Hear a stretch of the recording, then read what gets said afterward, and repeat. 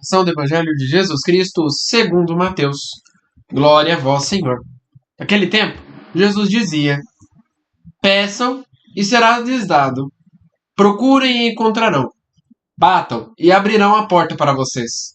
Pois todo aquele que pede, recebe. Quem procura, acha.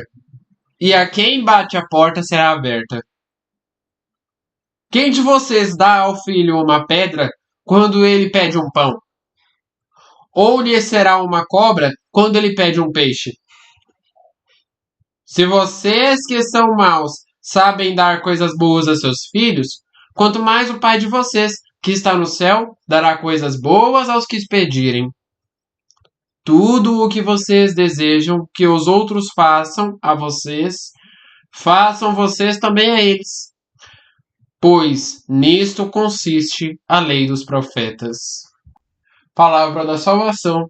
Glória a vós, Senhor.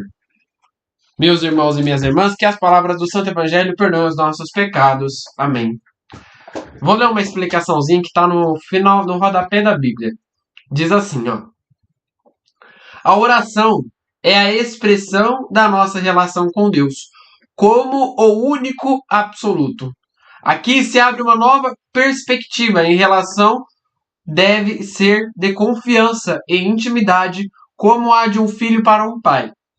No tempo de Jesus, a lei e profetas indicava todo o Antigo Testamento. Esta regra de ouro convida-nos a ter como os outros a mesma preocupação que temos espontaneamente para com nós mesmos. Não se trata de visão calculista, dar para receber, mas de uma compreensão do que seja o amor do Pai. Caríssimos irmãos e irmãs, nesse evangelho de hoje é um breve resumo de como é o amor de Deus por nós. Como a explicação do rótulo falou aqui, não é uma espécie de dizer que nós somos intimados a dar aquilo que é necessário para o outro para poder a gente receber uma recompensa, não. Mas é para entendermos melhor como é este amor do Pai, como que é esse amor do Criador, um Criador espontâneo como Deus. Aquilo que Deus quer para a nossa vida é algo reservado somente a nós, mas Ele nunca vai querer uma coisa que vem, que é única, que é uma característica de todas as missões que nós temos, pode ser da pessoa mais horrível do mundo, até da pessoa mais boa do universo. A característica que define estas pessoas, que define a missão dessas pessoas é que Deus nunca vai escolher uma missão ruim para você. O que é uma missão ruim? Muitas das vezes a gente fala assim, nossa, mas o meu destino é esse para Deus. Mas eu não queria este destino. Nossa, mas o fulano de tal escolheu aquele destino ali é o que Deus preparou para ele? Que destino ruim. Não é Deus que prepara. Muitas das vezes, Deus escolhe um destino para a gente e a gente escolhe outro. Muitas das vezes, Deus planeja um destino para a gente e a gente planeja outro. E nós não sabemos conciliar os dois. Peçam e lhes será dado. O que a gente tem que pedir para ser dado de Deus? Nós devemos pedir a sabedoria. Meu pároco, inclusive eu já vou até abrir um parênteses, porque toda vez eu falo dele, eu acho que eu falei dele essa semana aqui umas 10 vezes já nesses evangelhos. Mas ele explicou essa frase com tanta suavidade que eu guardei. E ele diz exatamente isso. Nós não devemos chegar no ostensório, chegar lá onde está guardado Jesus, na igreja, lá no sacrário. Lembrei o nome, perdão. Nós não devemos chegar lá no sacrário e virar para Jesus e falar, Senhor, cura não sei quem que está com problema. Senhor, cura minha osteoporose que está com problema, Senhor. Minha visão, minha vista turva, Senhor. Não, cura todas as minhas enfermidades. E aí você vai lá e senta no banco e espera a missa começar. Coloca todos os problemas. Muitas das vezes a gente faz isso. Muitas das vezes é o certo a se fazer. A gente coloca todos os nossos problemas para Jesus. Mas a gente está preparado para entender o que Jesus quer para a nossa vida? A gente já parou na frente do ostensório e perguntou: Senhor, o que você quer para a minha vida? O que você quer que eu faça? Qual que é o meu destino para as suas mãos? Senhor, eu entrego a minha vida para você.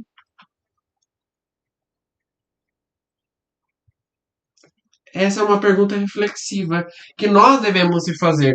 Quantas vezes a gente parou para pedir para Jesus, mas a gente não parou para escutá-lo? É necessário parar para escutá-lo. Peçam e lhes será dado. Primeiro ponto do evangelho de hoje. Devemos procurar Jesus. Devemos entender o que Jesus quer para a nossa vida. Porque senão a gente vai pedir, pedir, pedir, pedir, pedir, pedir, pedir, pedir, pedir. E quando Deus não satisfazer a nossa vontade, naquela hora, a gente vai ficar triste, vai desanimar. E é por isso que tantas pessoas largam a igreja hoje em dia. Padre Léo fala uma coisa que muitas das vezes tem sentido. Às vezes a pessoa está firmada na igreja católica, às vezes a pessoa vive na igreja católica, e aí acontece alguma coisa dela lá dentro da igreja. Às vezes ela pede alguma coisa para Jesus, Jesus não atende. O que acontece com essa pessoa? Larga a igreja. Aí vira um ateu. Não, que Jesus não existe, que Deus não existe. Ou vai para outra igreja pensando que o problema é aquela igreja. Escolhe tantas outras etnias e ideologias e esquece de Cristo. Esquece que nós estamos na igreja não é para pedir, mas nós estamos na igreja para receber melhor Cristo. A irmã falou muito disso ontem no texto da misericórdia. Nós devemos sempre procurar mais receber a Cristo. Eu quero estar sempre mais perto de Cristo, se receber ainda mais Jesus. Principalmente nesse tempo de quaresma. Precisamos muito mais dele. As dificuldades são maiores. Por isso precisamos confiar no ponto. Precisamos confiar em Jesus. Pedir aquilo que nós precisamos para a nossa vida. Segundo ponto do evangelho de hoje. Todo aquele que pede, recebe, e quem procura, acha. Quem bate, a porta será aberta. Quem procura, acha. Quem já escutou essa frase? Pois é, quem procura, acha. Muitas das vezes, a gente procura a solução para os nossos problemas.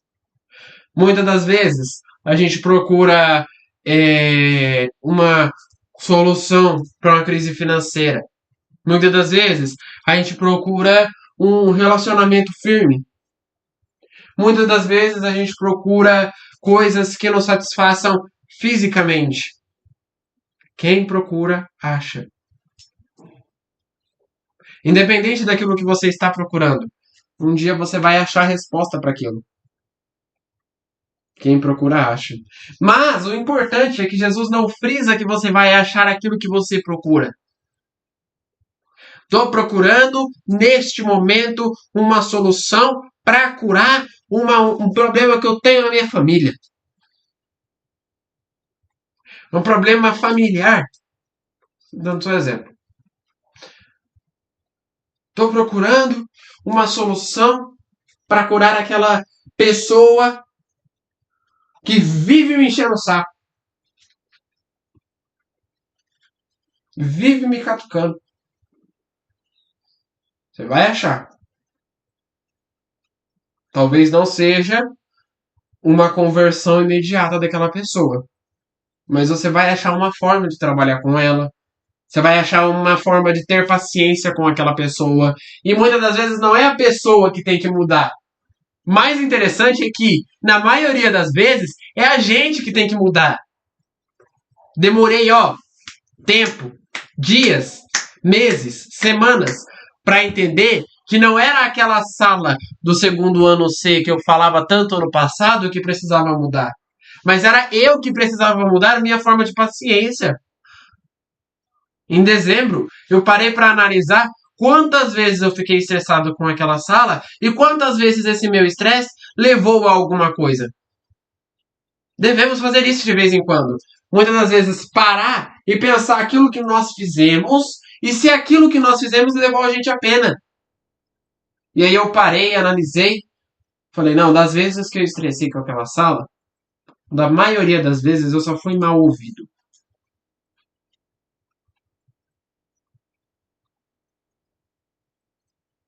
Nós não devemos se preocupar. Devemos sim pedir. Peçam e lhes será dado. Quem procura, acha. Eu procurei uma solução para aquela sala. E eu entendi que não era a sala que precisava mudar, mas era eu. Muitas das vezes a gente tem que se abrir para essa resposta. E aí vem o segundo ponto do evangelho de hoje. Abrir-se para a resposta. Por mais que seja uma resposta que a gente não goste, devemos se abrir para a resposta, porque quem dá a resposta não é o encardido, é Deus. Se a gente pede com muita firmeza, pede no texto da misericórdia, pede no Rosário da Madrugada, que eu sei que agora muitos estão rezando, seja com o Frei Gilson, seja com a irmã Kelly, independente. Pede no Rosário da Madrugada, pede no texto da misericórdia. Vai lá à noite antes de dormir, pede aquilo. Uma hora você vai receber essa graça. Só que não é da forma que você espera, é da forma que Jesus espera que você faça. Deus quer uma coisa para nós. Nós devemos escutar aquilo que Deus quer. Novamente, voltando para o primeiro ponto. Parar para escutar Cristo. Terceiro ponto do evangelho de hoje. Se vocês são maus, sabem dar boas coisas aos filhos? Quanto mais o Pai de vocês que está no céu dará coisas boas aos que pedirem. Que coisa maravilhosa. A gente vai lá, fala mal daquela pessoa que a gente mais odeia. Fala, eu não gosto daquele fulano de tal. Odeio ele. Tomara que ele pontinho, pontinho, pontinho.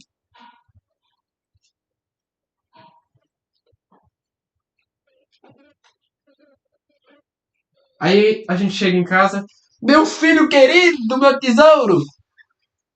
Ou o filho quando chega em casa, mãezinha querida, quanto tempo que eu não te vejo? Você tá bem? Tá precisando de alguma coisa? Tem uns que é empenhado ainda, vai lá, lava a louça tudinho, deixa a louça limpinha. No meu caso também, de vez em quando, eu até limpo a geladeira.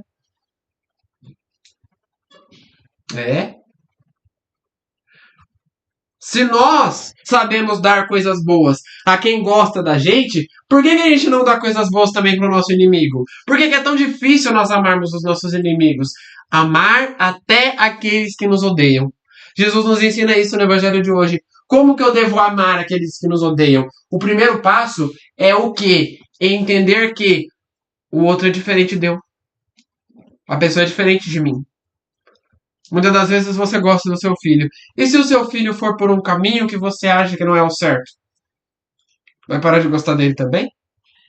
Muitas das vezes a gente gosta da nossa mãe. E se a nossa mãe obrigar você a fazer alguma coisa que você não goste? Vai ficar bravo com a mãe também? Amar até aqueles que nos odeiam. Por quê? Os pensamentos são diferentes. Eu demorei, como eu falei, vou voltar nesse ponto, anos, dias. Eu demorei praticamente um ano para entender que o problema não era a sala, o problema era eu. Que eu precisava mudar para aquela sala. Eu precisava criar paciência. Graças a Deus, esse ano eu tô tendo muito mais do que eu tinha no passado. Ano passado eu me estressava com qualquer coisa. Qualquer vírgula que estava fora do lugar já me estressava.